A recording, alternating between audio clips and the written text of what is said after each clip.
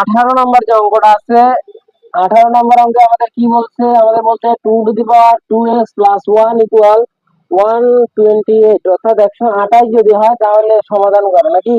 এবার আমরা ওই আগের অঙ্কটার মতোই সমাধান যদি করি তাহলে কি লিখতে হবে, 2^x+1 ইকুয়াল 2 এর উপরে যদি আমরা 7 দিই তাহলে পাবো 128। দেখো তোমরা ক্যালকুলেটরে ক্যালকুলেট করে দেখো, 2 এর উপরে 7 দিয়ে দেখো তো 128 পাবা।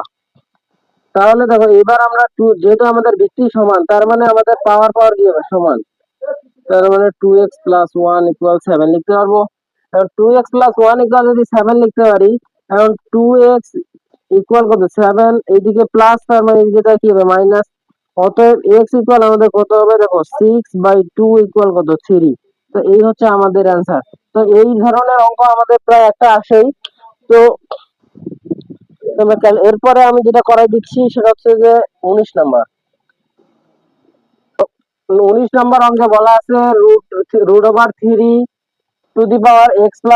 ইকুয়াল 3√3 নাকি।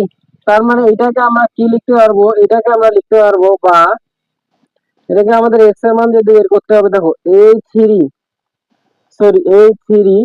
দেখো কোনো কিছুর উপরে রুট করা আর এই 3-র উপরে হাফ লেখা, এটার মধ্যে কোনো পার্থক্য আছে? মানে কোন মানের উপরে রুট লেখা, ধরো যে এন লেখা আছে, তার মানে এন এর উপরে আমরা কি দিতে পারবো, হাফ দিতে পারবো কিনা। যদি হাফ দিতে পারি তাহলে আমরা এইখানে হাফ লিখতে পারবো কিনা। এখন হাফ যদি লিখতে পারি তাহলে আমরা এখানে উপরে যা আছে তাই লিখলাম।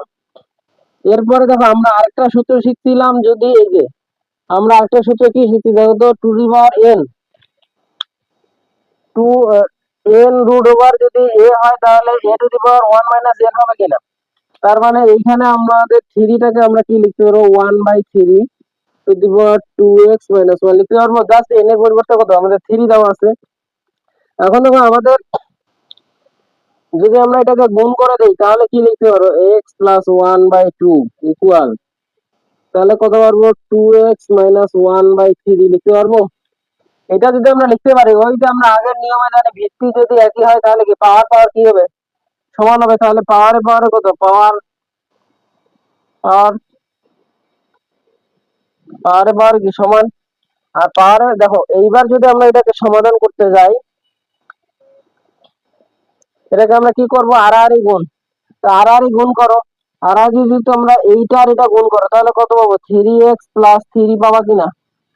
3x+3, আবার এদিকে কত পাবো, 4x - 2 পাবো। তো যদি 4x - 2 পাই তাহলে এবার আমরা কি লিখতে পারবো, দেখো তো, এক্স গুলাকে একদিকে নিবো, ওয়াই গুলাকে শুধু ধ্রুবমান গুলাকে আরেকদিকে নিবো, তাহলে আমরা কি লিখতে পারবো, বা। তো দেখো আমাদের যেহেতু 4টা সমান বড়, তো 3টা ছোট, তার মানে আমরা একবারে অঙ্কটা করার জন্য x - 3 4x - 3x ইকুয়াল, তাহলে আমাদের মানটা কোন দিকে চলে আসবে, এই দিকে নাকি। তাহলে 3+2, অর্থাৎ এই লাইনটাকে আমরা লিখতে যাচ্ছি 4x - 2 ইকুয়াল 3x+3, জাস্ট এইটা লিখতে চাইছি, কেননা যাতে আমাদের ক্যালকুলেশন করতে সুবিধা হয়। এখন দেখো, বা এবার 4x থেকে যদি 3x বাদ দাও, কয়টা x থাকবে, একটা x। এরপরে দেখো এখানে 3 আর 5 যোগ 2 যোগ করলে কত, 5। তার মানে x এর মান কত, 5। এই হচ্ছে তো আমাদের অ্যান্সার। আর এই অ্যান্সার, এই অঙ্কটার মধ্যে দিয়ে আমরা আমাদের অঙ্কটা অধ্যায়টা প্রায় শেষ। তো আশা করি তোমরা সব অঙ্কগুলো বুঝতে পারছো।